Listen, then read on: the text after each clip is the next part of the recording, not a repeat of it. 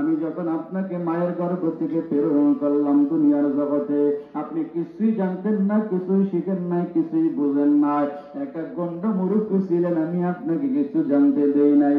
ধীরে ধীরে ধীরে ধীরে আমি আল্লাহ আপনার জ্ঞান দিলাম, বুদ্ধি দিলাম, মানুষ রূপ দান করলাম।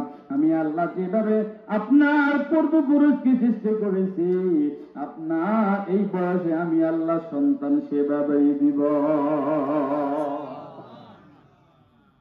আল্লাহ এবার ঠিক আছে, এবার মনের বিশ্বাস ইয়াকি মজবুত হয়েছে। কি করে শোনেন, কষ্ট হয়েছে? আর সব মিলিয়া 10-15 মিনিট।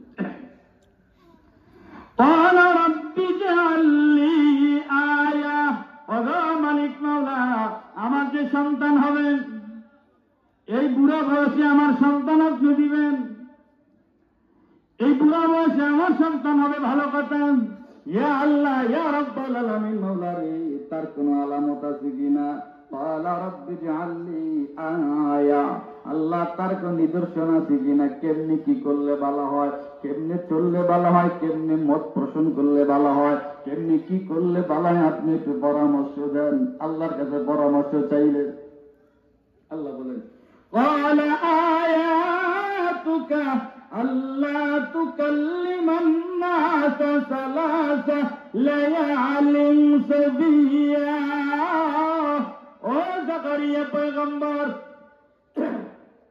শুনুন, قال آياتك ألا تكلم الناس 3 ليال سويا। ও জাকারিয়া পয়গম্বর, আপনি 3 দিন পর্যন্ত মসজিদের মধ্যে ইতিকাফ করবেন। কি করবেন? কয়দিন করবেন বাবা? আর যেরকম কয়দিন করবেন? 3 দিন ইতিকাফ করবেন। আয়াতুকা আল্লা তুকাল্লিমান নাস 3 লায়ালিন সাবিয়া। দিন রাত মিলে আপনি 3 দিন ইতিকাফ করবেন। খবরদার, আয়াতুকা আল্লা তুকাল্লিমান নাস 3, কোন কথাবার্তা বলতে পারবেন না, কোন কথাবার্তা বলা যাবে না। চুপচাপ থাকবেন, আমার তাসবিহাত বর্ণনা করবেন, মসজিদের মধ্যে ইতিকাফ করবেন। আল্লাহর পয়গম্বর জাকারিয়া আর বাড়িতে গেলেন না, দোয়া করে করে সঙ্গে সঙ্গে মসজিদের মধ্যে ইতিকাফের নিয়ত করে বসে গেলেন। ফজরের নামাজের সময় মসজিদের সভাপতি সাহেব সালাম দেয়, আসসালামু আলাইকুম ইমাম সাহেব হুজুর। ইমাম সাহেব কোনো কথাবার্তা বলে না, মাথা ঝুঁকে ওয়ালাইকুম আসসালাম। কথা বলা নিষেধ কার? যেরকম কার? মসজিদের সেক্রেটারি সবাই হুজুর কি খবর, কেমন দিনকাল চলে, কোন কথাবার্তা বলে না। কিছুক্ষণ পরে আবার কেশিয়ার স্টাফে হুজুর মাস শেষে বেতন নিবেন না, কোন কথাবার্তা নাই। আল্লাহর পয়গম্বর জাকারিয়া কোন কথাবার্তা বলে না।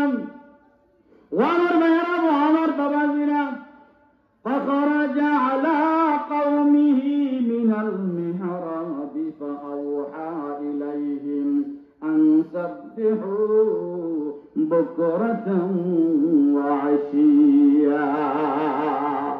زركم سبحان الله، আর زركم سبحان الله। হযরত জাকারিয়া আলাইহিস সালাতু ওয়াস সালাম ইতিকাফে বসলেন। কয়দিন? কথা কয় না, কয়দিন? 3 দিন। আল্লাহ বলছেন কোন কথা বলা যাবে না। মসজিদের মুসল্লিরা আইসা সালাম দেয়, খালি উত্তর নেয়, কথা কয় না।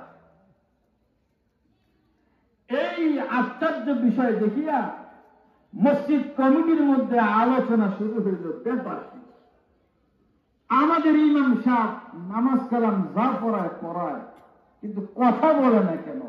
কথা যে বলে না কেন, আল্লাহ আর নবী ভালো জানে, আর কেউ জানে না। কথা কন ঠিক কি?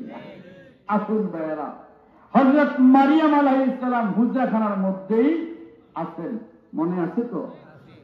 উনি হুজরাখানার মধ্যে আছে, ওখানে থাকুক, ইবাদত করুক, বন্দেগী করুক।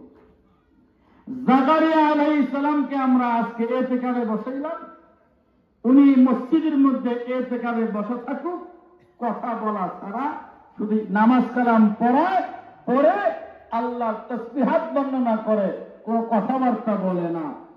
আমরা মারিয়াম আলাইহিস সালামকে হুজরাখানার মধ্যে রাখলাম, আর হযরত জাকারিয়া আলাইহিস সালামকে মসজিদের মধ্যে ইতিকাফে রাখলাম।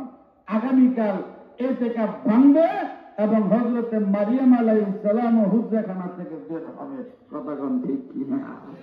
আগামীকাল ইনশাআল্লাহ আল্লাহ যদি হায়াতে বাঁচিয়ে রাখে তাহলে ইনশাআল্লাহ হযরত মারিয়াম আলাইহিস সালাম হুজরাখানা থেকে বের হলেন কেমনে, আর হযরত ঈসা নবীর মা হলেন কিভাবে, মা হওয়ার পরে কি ঘটনা ঘটলো, জেরুজালেমরা কি উপাধি দিল, কি বলল, আর ঈসা আলাইহিস সালাম মায়ের কোলে এসে কি বক্তব্য দিলেন, আল্লাহ কালাম বর্ণনা করবেন।